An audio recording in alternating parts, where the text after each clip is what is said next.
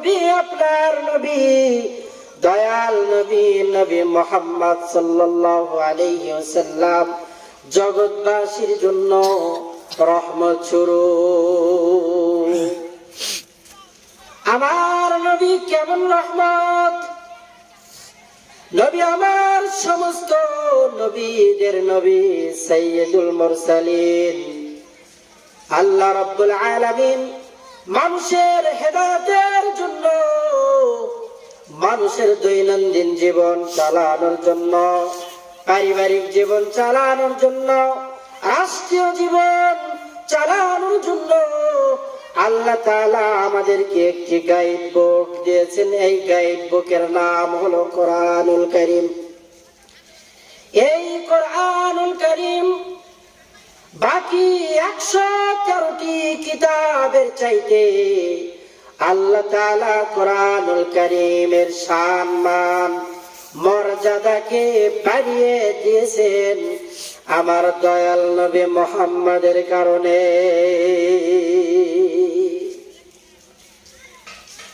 আল্লাহ রাব্বুল আলামিন এই কোরআনকে দামি বানালেন। এই কোরআনকে দামি হওয়ার পিছনে কোরআনের একটাই কারণ, যে কোরআন আমার রাসূলের প্রতি নাযিল হয়েছে। ইন্না আরাদনাল আমানাতা আলাস সামাওয়াতি ওয়াল আরদ ওয়াল জিবালি ফাআবাইনা আন ইয়াহমিলনাহা ওয়া আশফাকনা মিনহা ওয়া হামালাহাল ইনসান।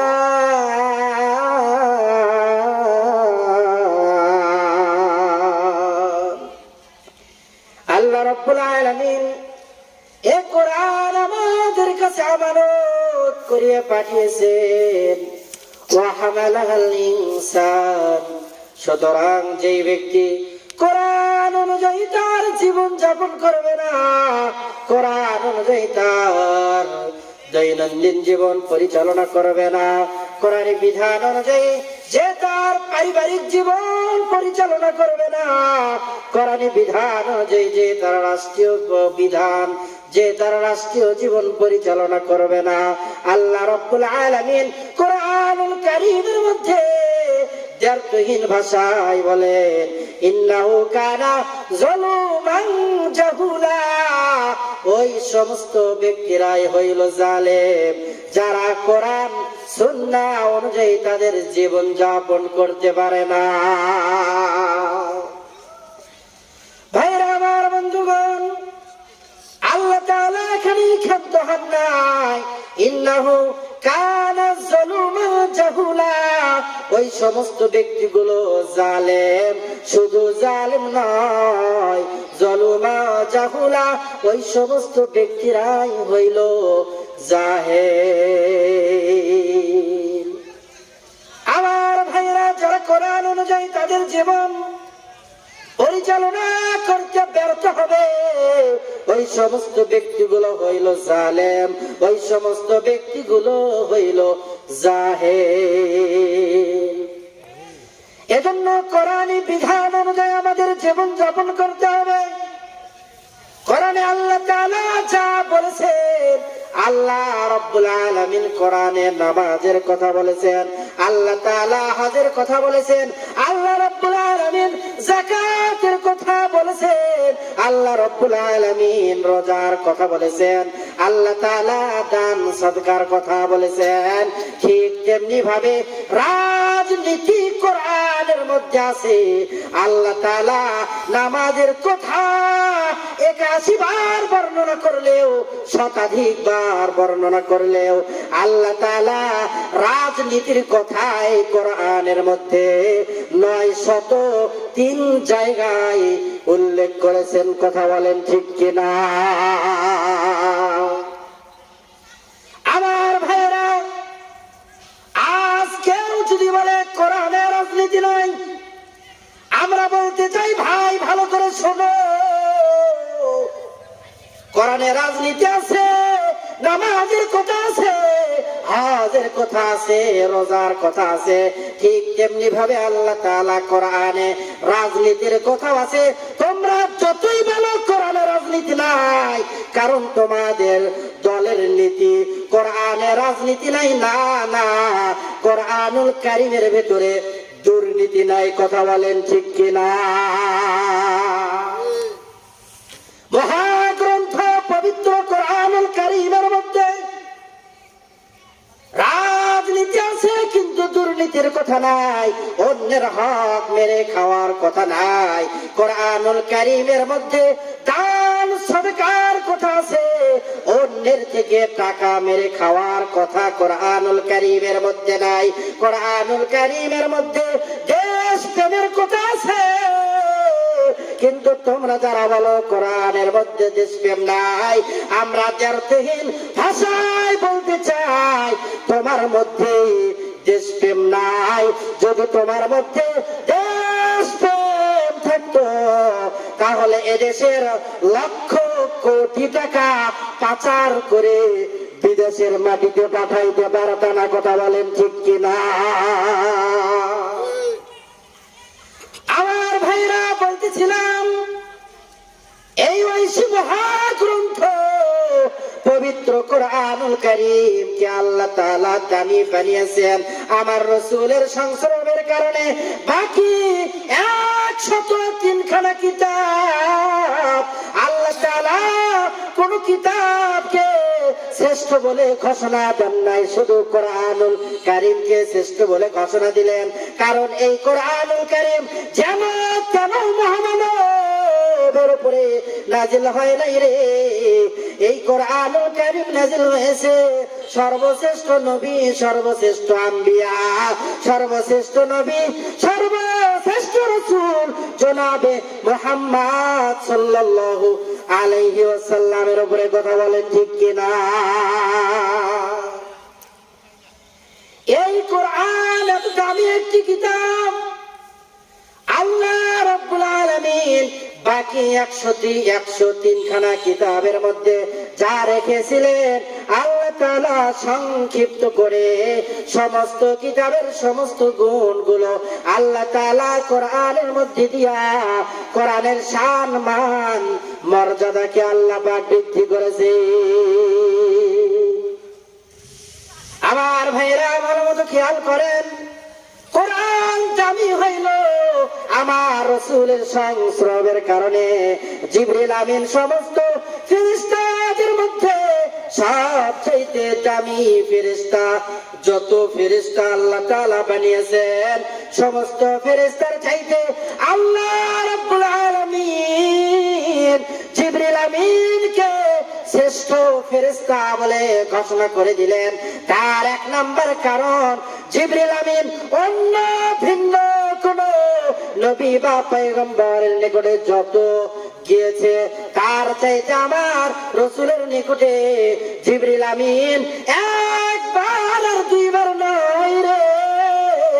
আমার পয়গম্বরের নিকট জিবরিল আমিন একবার আর দুইবার না, 1000 বার আর 2000 বার না, আমার পয়গম্বরের উপর কাছে জিবরিল আমিন এসেছে 24,000 বার। সুবহানাল্লাহ বলে।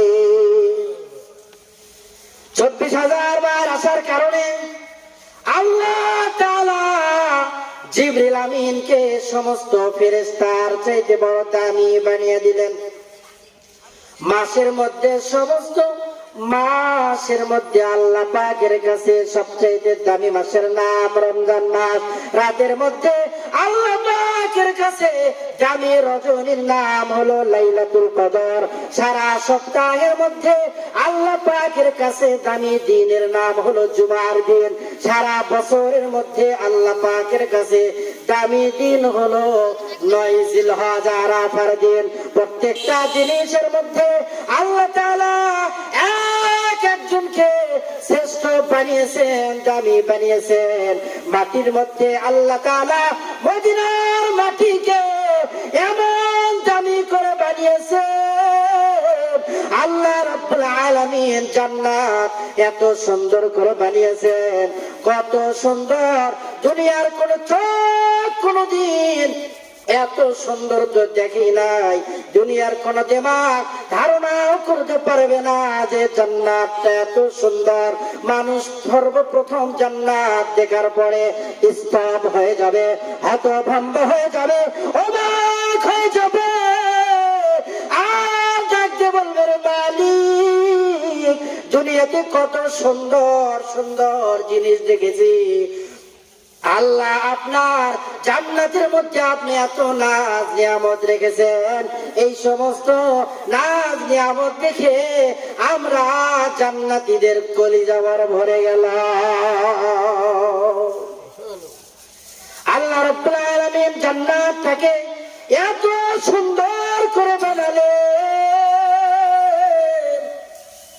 বানানোর পরে এই জান্নাতের মধ্যে আল্লাহ তাআলা গালিচা বিছাইবেন হলো মদিনার মাটি দ্বারা। আমরা দুনিয়াতে থাকার জন্য কত সুন্দর সুন্দর বাড়ি বানাই, মেঝেতে আমরা টাইলস পারি, টাইলস পারানোর পরে লাল নীল কত রকমের গালিচা আছে না নাই? ও ভাই, কেন আপনি এত সুন্দর গালিচা বিছাইছে? বাড়িওয়ালা জবাব দেয়, আমার ঘরের সৌন্দর্যটা বাড়ানোর জন্য আমি গালিচা বিছিয়েছি। কথা বলেন ঠিক কিনা?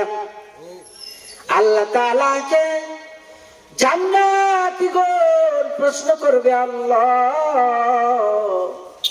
জান্নাত এত সুন্দর করে বানাইছেন, কিন্তু এই জান্নাতের মধ্যে আপনি মাটি কেন বিছিয়ে রাখছেন? আল্লাহ তাআলা জবাব দিবে, জান্নাতীরা রে, এটা সাধারণ কোন মাটি নয় রে, এটা আমার দয়ার নবী, মায়ের নবী, নবী করিম সাল্লাল্লাহু আলাইহি ওয়াসাল্লাম, আমার হাবিবের পায়ের নিচের মাটি, মদিনার মাটি। সুবহানাল্লাহ বলে। মদিনার মাটি বড় দামি মাটি। ইমাম মালিক রাহমাতুল্লাহি আলাইহি 70 বছর মদিনায় জীবন যাপন করেন। জিন্দেগিতে কোনদিন ইমাম মালিক জুতা পরিধান করেন না।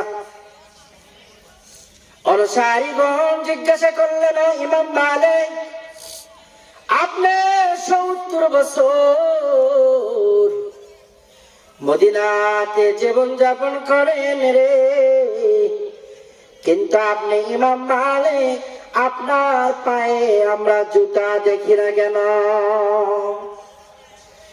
ইমাম মালিক ডাকতে বলো, মদিনার মানুষ, আমি এই মদিনার যেখানে আমি আমার নাকটা লাগাই, যেখানে আমি আমার চক্ষু দ্বারা ওই জমিনের মধ্যে নজর করি, আমি সেখান থেকে দয়ার নবী, মায়ার নবী, হাবিবুল্লাহ জনাবে মুহাম্মদ সাল্লাল্লাহু আলাইহি ওয়াসাল্লামের পরশের সুঘেরান শুনতে পাই। নবীজির পরশের কারণে আল্লাহ রাব্বুল আলামিন মাটির মধ্যে মদিনার মাটিকে সবচাইতে দামি করেছেন। কেমন দামি? জান্নাত এত সুন্দর, এরপরেও জান্নাতের মধ্যে আল্লাহ তাআলা গালিচা স্বরূপ মদিনার মাটিকে জান্নাতের মধ্যে বিছিয়ে দিবে। সুবহানাল্লাহ বলে। জিবরিল আমিন আল্লাহ পাকের নবীর কাছে 24,000 বার আসতে, তো আল্লাহ পাকের রাসূল জিবরিল আমিনকে বললেন, ও জিবরাইল, আমার কাছে এতবার তুমি আসলে, কিন্তু তোমার আসল চেহারা তো আমি নবী এখনো পর্যন্ত দেখলাম না। জিবরিল আমিন বললেন, ও আল্লাহর হাবিব, আমার যেই চেহারা, এই চেহারা তো আপনার পক্ষে দেখা কখনো সম্ভব নয়। আল্লাহ আল্লাহ পাকের হাবিব বললেন, ও জিবরাইল, তোমার চেহারাটা আমি দেখতে চাই। জিবরিল আমিন বললেন, ও আল্লাহর হাবিব, তাহলে আপনি আপনার কামরা থেকে বাহিরে তাশরিফ আনেন, আর বাহিরে তাশরিফ আনার পরে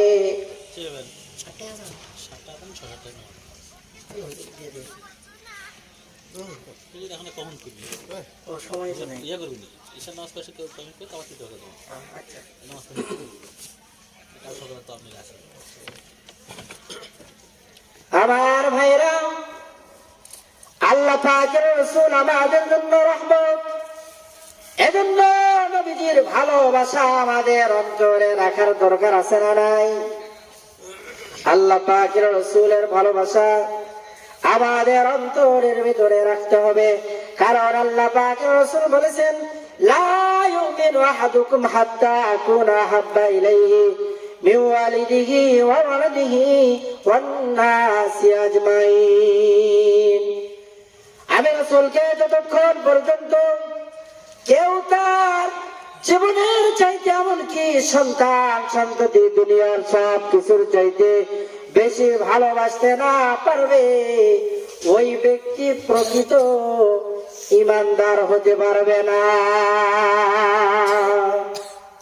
এজন্য রাসূল করিম সাল্লাল্লাহু আলাইহি ওয়াসাল্লামের ভালোবাসা আমাদের অন্তরের ভিতরে বেশি বেশি রাখা চাই। রাসূল করিম সাল্লাল্লাহু আলাইহি ওয়াসাল্লাম সারা জিন্দেগি ভর উম্মতের জন্য কান্না করেছেন। এখনো আমার পয়গম্বর রাউযাতুম মিন রিয়াজিল জান্নাতে শুয়ে শুয়ে কান্না করছেন। রাসূলের ভালোবাসা আমাদের অন্তরে বেশি বেশি থাকা চাই। হে রাসূল, তোমায় ভালোবাসি,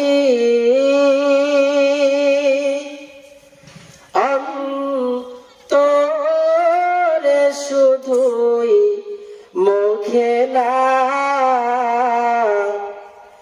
জান্নাতের আশায় নয় হে রাসূল, জাহান্নাম কেউ ডরি না। হে রাসূল, তোমায় ভালোবাসি, অন্তরে শুধুই, মুখে না, জান্নাতের আশায় নয় হে রাসূল, জাহান্নাম কেউ ডরি না। তোমায় পাওয়ার আশায় মন ছুটে যায় মদিনায়, এ আশিকে দিদার দাও না, আর দূরে থাকিও না, এ আশিকে দিদার দাও না, আর দূরে থাকিও না। হে রাসূল, তোমায় ভালোবাসি, অন্তরে শুধুই, মুখে না, জান্নাতের আশায় নয় হে রাসূল, জাহান্নাম কেউ ডরি না। রাসূলের ভালোবাসা আমাদের অন্তরে রাখার দরকার আছে না নাই? সাহাবায়ে কেরামের অন্তরের মধ্যে রাসূলের ভালোবাসা, আল্লাহ পাকের রাসূল সাহাবী হানজালাকে বিবাহ করার জন্য রক্সতি দিছে। তো হানজালা রাদিয়াল্লাহু তাআলা আনহু বাসর ঘর থেকে বের হওয়ার পরে কে যেন এলান করছে, কুতিলা মুহাম্মদ, মুহাম্মদ আর দুনিয়াতে নাই। এবার হানজালা রাদিয়াল্লাহু তাআলা এক গর্বের বিবি কিনারায় এসে দাঁড়িয়ে গেছে আর ডাক দিয়ে বলে, প্রাণের বিবি আমার, আমার রাসূল নাকি উহুদের ময়দানে শহীদ হয়ে গেছে, তাড়াতাড়ি আমার তরবারিটা দাও। বিবি ডাক দিয়ে বলে, স্বামী আমার, আপনার উপরে যে গোসল ফরজ, তাড়াতাড়ি গোসল করে আপনি জিহাদের ময়দানে যান। হানজালা রাদিয়াল্লাহু তাআলা ডাক দিয়ে বলে, বিবি আমার, তোমার অন্তরের মধ্যে বুঝি রাসূলের ভালোবাসা নাই? আমি এখানে আর এক মুহূর্ত থাকতে পারবো না, আমি চললাম জিহাদের ময়দানে, জান্নাতে দেখা হবে। আল্লাহ পাকের সাহাবী, আল্লাহ পাকের রাসূলের সাহাবী হানজালা রাদিয়াল্লাহু তাআলা আনহু যুদ্ধের ময়দানে গিয়েছে। যাওয়ার পরে কাফেরদের কসু কাটা করার পরে এক পর্যায়ে হানজালা রাদিয়াল্লাহু তাআলা আনহু শহীদের পেয়ালা পান করে দুনিয়া থেকে বিদায় নিয়ে চলে গেছে। আল্লাহ পাকের রাসূল যুদ্ধের পরে একে একে সাহাবায়ে কেরামদেরকে যারা শহীদ হয়েছেন তাদেরকে একত্রিত করার জন্য ঘোষণা দিলেন, কিন্তু হানজালা রাদিয়াল্লাহু তাআলা আনহুর লাশ কোথাও পাওয়া যায় না। আল্লাহ পাকের রাসূল চিন্তায় পড়ে গেলেন। আল্লাহ তাআলা সঙ্গে সঙ্গে জানিয়ে দিলেন, পয়গম্বর, আপনার হানজালাকে আপনি বিবাহের জন্য রুখসতি দিয়েছে, কিন্তু আপনার জন্য, আপনার দিনের জন্য হানজালা শহীদ হয়ে গেছে। আল্লাহ তাআলা এমন খুশি হয়েছে, হানজালার গোসল দুনিয়ার কোন পানি দ্বারা নয়, হানজালার গোসল আল্লাহ তাআলা হাউজে কাউসার আর জান্নাতের পানি দ্বারা করাইয়া দিয়েছে। সুবহানাল্লাহ। এজন্য আসুন আল্লাহ পাকের রাসূলের ভালোবাসা ইশক অন্তরে রাখতে হবে। সাহাবায়ে কেরাম বুঝেছে যে রাসূলের ভালোবাসা যতক্ষণ আমাদের অন্তরে ঠিক করতে না পারবো ততক্ষণ পর্যন্ত আমরা প্রকৃত ঈমানদার নয়, আর যারা প্রকৃত ঈমানদার নয় তাদের জন্য জান্নাত নয়। এজন্য আসুন রাসূলের ভালোবাসা অন্তরে নিয়ে নিয়ে আল্লাহ পাক আমাদেরকে আগামী জীবন চলার মতো তৌফিক দান করেন। ওয়া মা তাওফীকি ইল্লা বিল্লাহ। আসসালামু আলাইকুম ওয়া রাহমাতুল্লাহি ওয়া বারাকাতুহু।